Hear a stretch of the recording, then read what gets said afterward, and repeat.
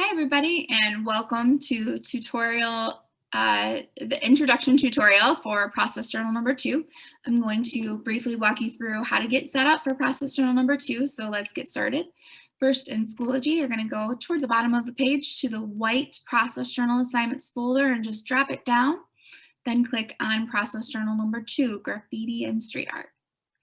So this is set up just like the last process journal. We'll have the assignment at the top, then the tutorial videos and the reference slide and critique slides below. So let's click on process journal number 1 here. All the instructions, everything that we're going to be doing in class together that I'll walk you through as we go on is in there. And then process journal number 2 itself is also located in there. I already have that open. All right, so let's look at the process journal first. It is being assigned on Monday the 1st of March, and it is due on Monday the 22nd of March. You have a slide to check in with me, so please take your time throughout these next couple of weeks filling this slide out, but I do want to, make it personal and feel like I'm, getting to know you a little bit. So that's what the purpose of these slides are. I just want to get to know you a little bit. The next 2 slides are mindful moments, and you know what to do by now. You're just going to type in your reaction, and then we talk about them more in class at the beginning of different hours that we have. There's the second one there. This next one is for planning for your graffiti wall. And I am just now realizing that I did not put a slide on for, I'm going to do that literally right now. I did not put a slide on, y'all, for the hand lettering practice. So let me do that. So you also need to put on your hand lettering practice.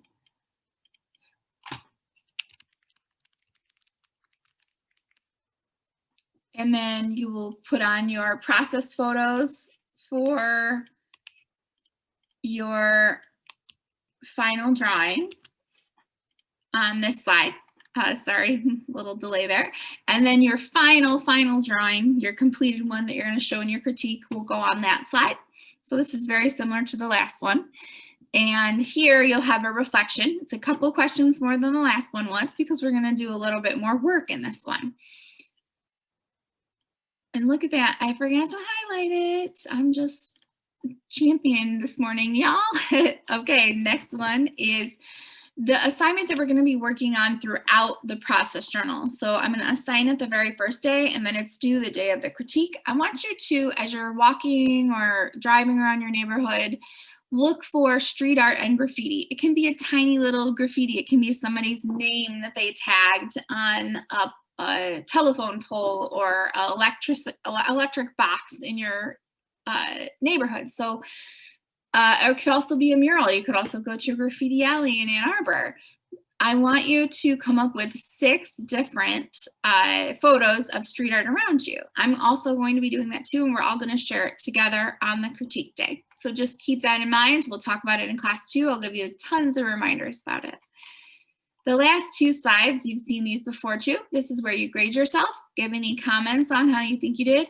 And then the last slide there is just copying the comments that people gave you and putting them into the critique.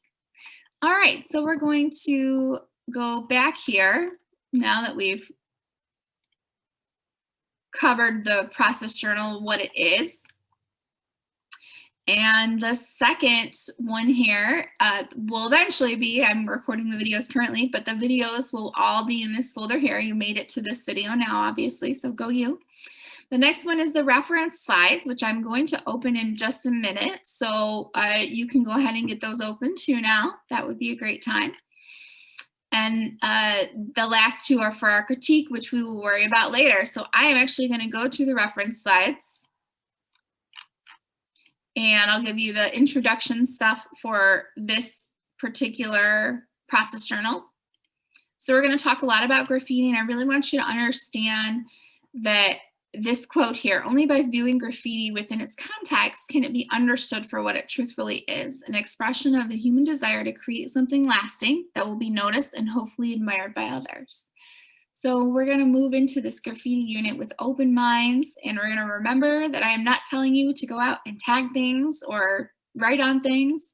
There's my disclaimer there. Some types of graffiti are illegal and are considered vandalism. I'll go over those with you in the first tutorial. You've been warned, so I will not go down as your accomplice. I want to just simply educate you on graffiti and get you thinking a little bit more about how we can appreciate the art that's around us.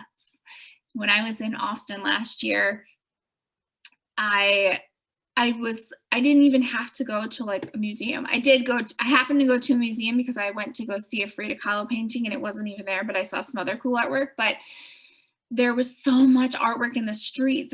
Like literally people were just making art everywhere. And I loved that. And I thought, how can I bring that back to Ann Arbor, or at least bring it back to my students? So this is kind of my way of doing that for you all. What you're going to be doing in this unit,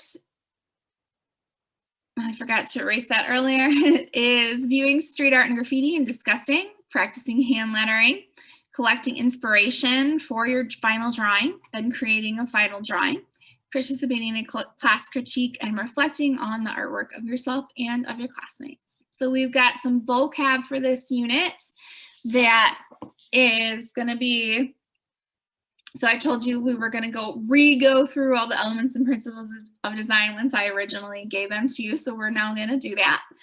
So you've got line, color, and texture.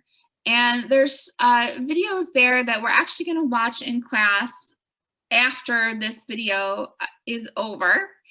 I'm not going to go over it now. So once this video stops, I'm going to play these 3 videos for you, so that you can understand what line, color, and texture are.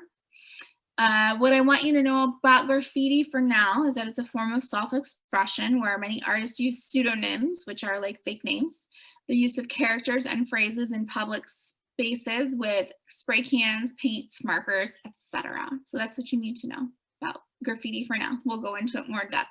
Here's the slides as a reminder. So lines, we're going to be talking about using line when you're doing your drawing, the thickness and the thinness of your line and how they look and how you use them. So line is basically just a mark on a surface. So like there's line in everything that you draw. It's impossible for it to not have line. So all artwork really has line. We're just talking more about like what's the artwork's line quality. Okay, so all these different artworks have different line quality. So some of them are more like implied lines, so like in her face here, and this one here is more of like a cartoony-ish feel to it. Okay, these drawings are somewhere in between that. We've got more different types of line here, so I really want you to think about your outline specifically when you're thinking about line in this unit.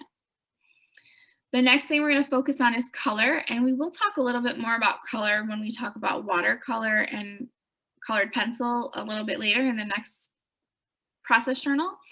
But for now, I'd like you to know that color is made up of 3 properties, which is hue, value, and intensity. So hue is just the color's name. It could be, you know, like red violet, or it could be something snazzy like teal or mint or whatever. Value is the hue's lightness and darkness. So either with white or black added to it. And then the intensity is the brightness and the purity of the color overall.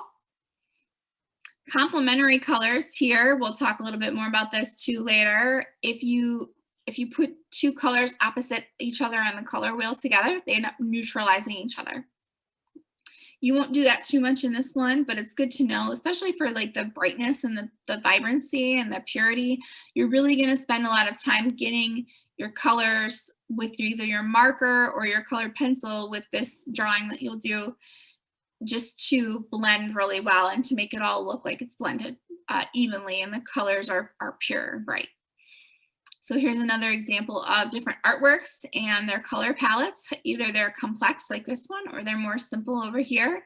And we also talk about in art how colors can affect our emotions. So if you need to make this chart bigger for yourself, so you can see our different colors and what, if you're trying to get someone to tap into an emotion for your artwork, this might be a good use. And I just recently came upon this from another teacher, and I really liked it, and I'm going to start adopting it into our classroom. So when we go to paint later, I also want you to think about the emotions that these different colors may give to your viewer. There's warm and cool colors. Warm colors tend to make people feel more, welcomed and safe, and cooler colors maybe are just more toned down, chilled, relaxed. Okay, so your warmer colors are over here and your cooler colors are over here. All right.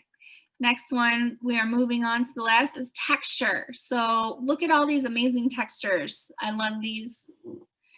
They are so different, but some of them are really simple.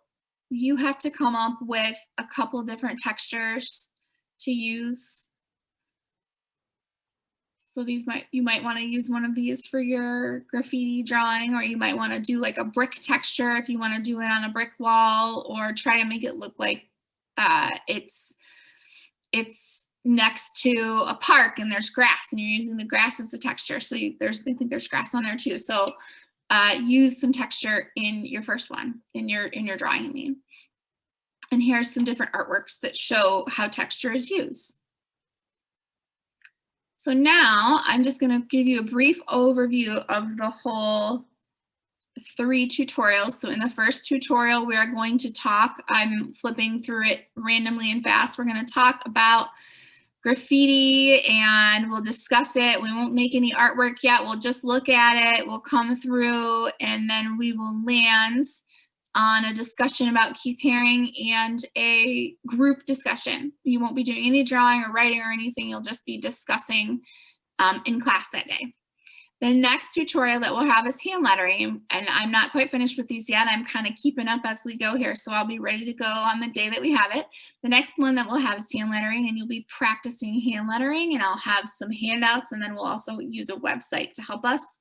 The next one is a graffiti drawing, which obviously is the last thing, the thing that you're working towards. You're going to learn about graffiti, practice hand lettering, and then you're going to complete one page in your sketchbook that looks like some type of a graffiti wall, whether it's a mural that you've designed or just letters. And that is what I want to introduce you to for process journal number 2. I'm going to go ahead and show you those 3 videos. And then if you're watching this not live, please go watch those videos. If you are watching it live, once we watch those 3 videos, we're going to move on to tutorial number 1 and discuss graffiti and street art.